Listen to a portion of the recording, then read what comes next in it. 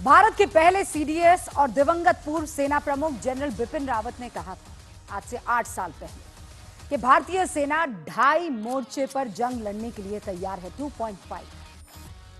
आप आज ये बात अच्छी तरह से समझ पाएंगे क्योंकि ऑपरेशन सिंदूर के बाद पता चल रहा है कि भारत किस लैंड माइन पर बैठा हुआ है। दो दुश्मन तो आप देश के जरिए से आपके नजदीक जो है उनको पहचानेंगे, लेकिन 0.5 जो हिंदुस्तान में है, जिस 2.5 मोर्चे की बात कर रहे थे जनरल बिपिन रावत, आज समझ आ रहा है कि पाकिस्तान या चीन से युद्ध की स्थिति में खतरा सिर्फ चीन या पाकिस्तान से नहीं, बल्कि देश के अंदर मौजूद वो आरोपी भी हैं जिनको पाकिस्तान परस्त होने के आरोप में गिरफ्तार किया गया है। शायद यही वो 2.5 मोर्चे की जंग है जिसके खतरे से दिवंगत जनरल रावत ने देश को अलर्ट किया था, और बहुत पहले। आज इसीलिए सबसे ज्यादा जरूरी उन गद्दारों को पहचानना है जो रहते देश में है, खाते देश का है, लेकिन काम दुश्मनों के लिए करते हैं। और ऐसे गद्दारों का पता लगाने के लिए भारत में एक ऑपरेशन उसी वक्त शुरू हो गया था जब पाकिस्तान के खिलाफ ऑपरेशन सिंदूर जारी था। 6 और 7 मई की रात भारत ने ऑपरेशन सिंदूर के तहत 9 आतंकी अड्डे ध्वस्त किए थे। जैश सरगना मसूद अजहर की फैमिली के समेत 150 से ज्यादा आतंकी खत्म किए गए। और 8 मई से भारत ने देश के अंदर छिपे गद्दारों, sleeper cells, overground workers, Pakistani agents, इन सब के खिलाफ ऑपरेशन शुरू कर दिया है। और इस ऑपरेशन में 7 शहरों से 10 लोग गिरफ्तार हुए हैं जिन्हें पाकिस्तान के लिए जासूसी के आरोप में पकड़ा गया है। यानी 11 दिन में 3 राज्यों के 7 शहरों में से अब तक 10 आरोपी जासूसी के पकड़े जा चुके हैं। इसमें सबसे चौंकाना वाला नाम आप भी जानते हैं, ज्योति मल्होत्रा का है, क्योंकि इसे भारत में भले ही लोग अब जान रहे हैं, लेकिन पाकिस्तान में बड़ी फेमस थी।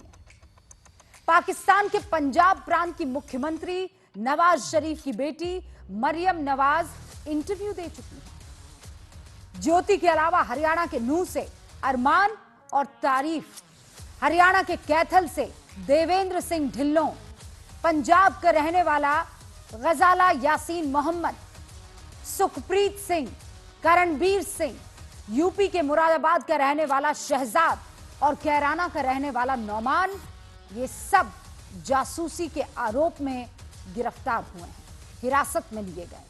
कहा तो यह भी जा रहा है कि ये लिस्ट अब और लंबी होगी और इनमें कई नाम और जुड़ेंगे जो भारत में रहते हुए, भारत के संसाधनों का उपयोग करते हुए भारत के खिलाफ काम करते हैं, भारत का सौदा करते हैं। हमें सूत्र बता रहे हैं कि स्लीपर सेल का बहुत बड़ा नेटवर्क चीन और पाकिस्तान के लिए काम कर रहा है, लेकिन इनकी जानकारी तब मिली जब पहलगाम में 27 लोगों का नरसंहार हुआ और भारत की एजेंसियां देश में छिपे गद्दारी के इस लैंडमाइन को ढूंढने के लिए एक्टिव हो गई। क्योंकि पहलगाम नरसंहार के बाद से ही यह कहा जा रहा था कि इतना बड़ा आतंकी हमला बिना लोकल सपोर्ट, बिना गद्दारों की मदद और बिना देशद्रोहियों के सपोर्ट के पॉसिबल नहीं।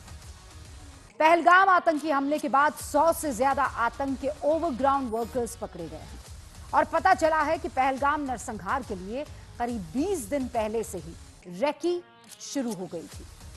आतंक के इन ओवरग्राउंड वर्कर्स, या अगर आसान भाषा में कहूं तो पाकिस्तान के जासूसों ने ऑपरेशन सिंदूर के वक्त भारत को अंदर से दर्द पहुंचाने की कोशिश की, आघात पहुंचाने की कोशिश की। एजेंसियों को शक है कि पाकिस्तान ने पकड़े गए आरोपियों का इस्तेमाल भारत की सुरक्षा से जुड़ी कई महत्वपूर्ण जानकारियां हासिल करने के लिए किया और पाकिस्तानी उच्चायोग दिल्ली में भारत विरोधी जासूसों की भर्ती सेंटर के तौर पर काम भी कर रहा था। 10 में से 6 आरोपी दिल्ली में मौजूद पाकिस्तान एम्बेसी के कांटेक्ट में आए। उसके बाद अलग अलग बहानों से वो पाकिस्तान भेजे जाते रहे। जैसे ज्योति मल्होत्रा पाकिस्तान में ट्रैवल ब्लॉगर बन के वहां भेजी गई।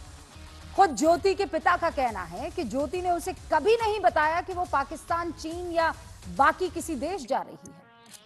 आरोप यह है कि यूट्यूबर ज्योति मल्होत्रा भी पाकिस्तानी उच्चायोग के एक ऑफिसर दानिश अली के जरिए पाकिस्तान की खुफिया एजेंसी PIO यानी पाकिस्तान इंटेलिजेंस प्राइवेसी उसके संपर्क में आई थी। सूत्रों के मुताबिक 2023 में ज्योति पाकिस्तान का वीजा लेने के लिए पाकिस्तानी एम्बेसी गई। यहीं उसकी मोहम्मद दानिश से मुलाकात हुई और इसके बाद उसे 10 दिन का वीजा मिला। पाकिस्तान जाकर ज्योति पाकिस्तानी खुफिया एजेंसी ISI के अधिकारी मोहम्मद शाकिर से मिली, जिसका नंबर उसने अपने फोन में जट रंधावा नाम से सेव भी किया। आरोप के मुताबिक पाकिस्तान से भारत लौटने के बाद ज्योति की जिंदगी बदल गई। पाकिस्तान से लौटने के बाद ज्योति चीन गई, वहां लग्जूरियस गाड़ियों में घूमी, ज्वेलरी शॉपिंग की, अलग अलग देशों की यात्रा की। ज्योति के अचानक खर्चे बढ़ गए। पाकिस्तान से संबंधों को लेकर वो भारतीय सुरक्षा एजेंसियों के फिर राडार पर आ गई। पाकिस्तान से ज्योति की करीब होने की जो ये स्थिति थी, भारत के एक मामूली यूट्यूबर को पाकिस्तान ने पाकिस्तान के नेशनल डे पर दिल्ली के हाई कमीशन में बुलाया। क्यों? जब ज्योति पाकिस्तान गई तो नवाज शरीफ की बेटी मरियम नवाज शरीफ का इंटरव्यू करती है। क्यों? सवाल तो यह भी कि ज्योति को पाकिस्तान में यह VVIP ट्रीटमेंट इतना आसानी से उपलब्ध कैसे हो गया? सूत्र बता रहे हैं कि ज्योति को सोशल मीडिया पर पाकिस्तान की सकारात्मक छवि दिखाने की जिम्मेदारी सौंपी गई थी। इसीलिए ज्योति के वीडियोस और पोस्ट भारत में लोग भले ही लाइक, शेयर और सब्सक्राइब न कर रहे थे, लेकिन पाकिस्तान में वो जबरदस्त वायरल थी। उसके हर वीडियो पर डिस्कशन होता था और बात सिर्फ इतनी भर होती तो समझ में आता। लेकिन ज्योति पर आरोप है कि उसने पाकिस्तान को भारत से जुड़ी कई क्लासिफाइड इंफॉर्मेशन, कई गोपनीय जानकारियां भेजी।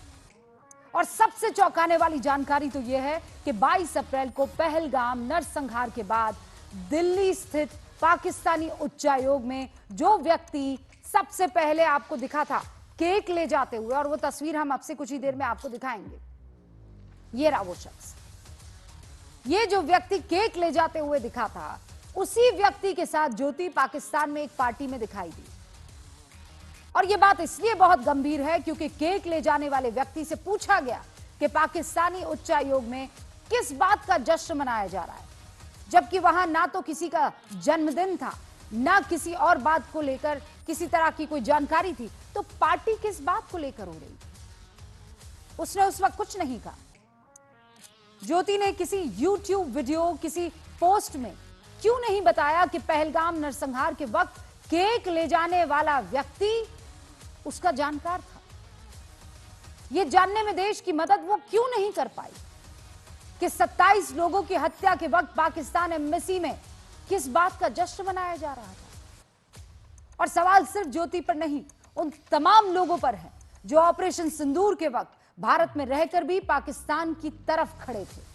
कोई सोशल मीडिया पर पाकिस्तान जिंदाबाद के नारे लगा रहा था, कोई ऑपरेशन सिंदूर को गलत बता रहा था, और ऐसे लोग ही पाकिस्तान को वैचारिक खाद और पानी दे रहे थे।